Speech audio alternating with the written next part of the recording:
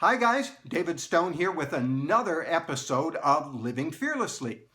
And today what I want to talk about is that thing that causes so many of us so much anxiety, and that is the opinions of other people.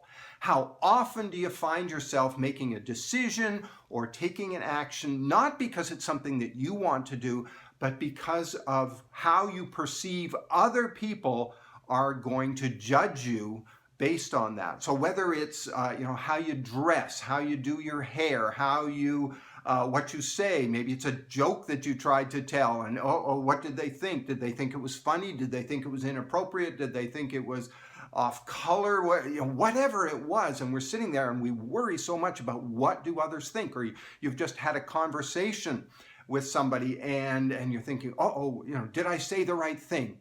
What are they thinking of me? So many of us live our lives based on what we think others think of us.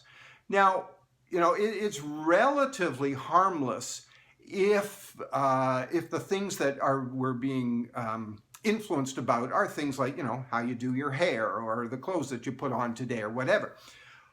It gets really destructive and debilitating when we've got major life decisions that we're making because other people are trying to influence us, or because our perception, our belief about what they think of us. So what do we call major life decisions? Well, who you're dating and who you're ultimately marry, your choice of career, where you go to school, the subjects that you study in school, preparing you for your life, where you choose to live, the career that you choose. How many times have you heard it, well, my dad was a lawyer and his dad was a lawyer, and they've always told me you should be a lawyer or a doctor because you can make good money like that.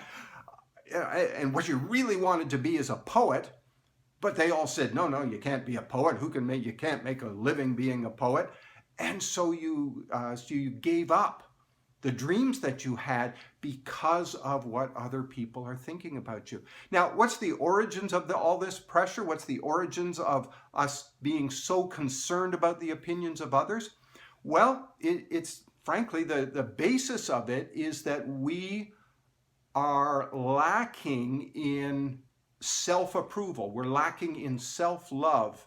We don't approve enough of ourselves. We don't love ourselves enough.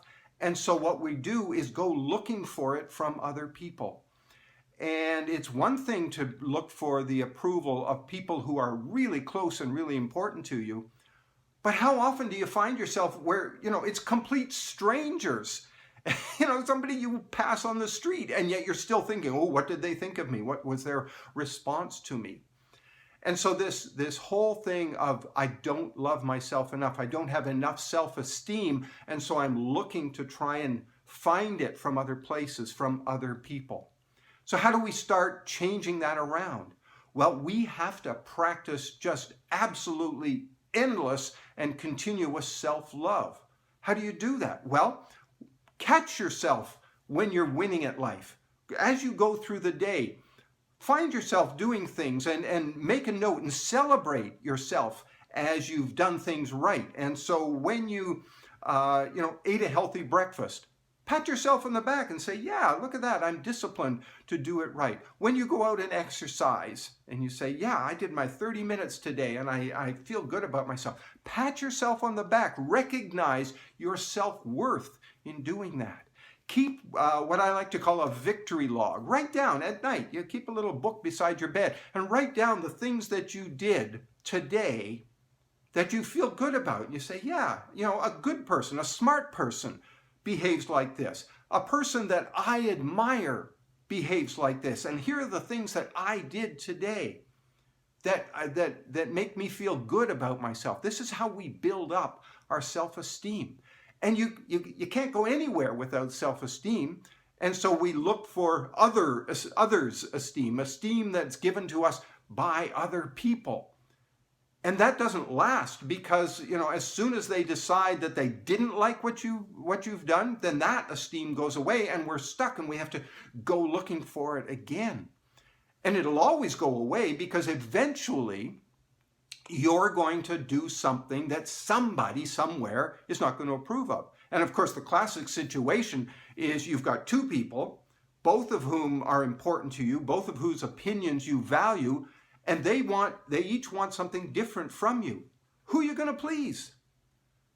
And so, at the end of the day, what you have to realize is the only person that I should be pleasing is myself. And then when you do that, you build up this self-esteem, and people are attracted to that, and they naturally will approve of you. Approve of yourself first, and then the approval of others is going to automatically come. And it's just another one of our little steps on the way to living fearlessly.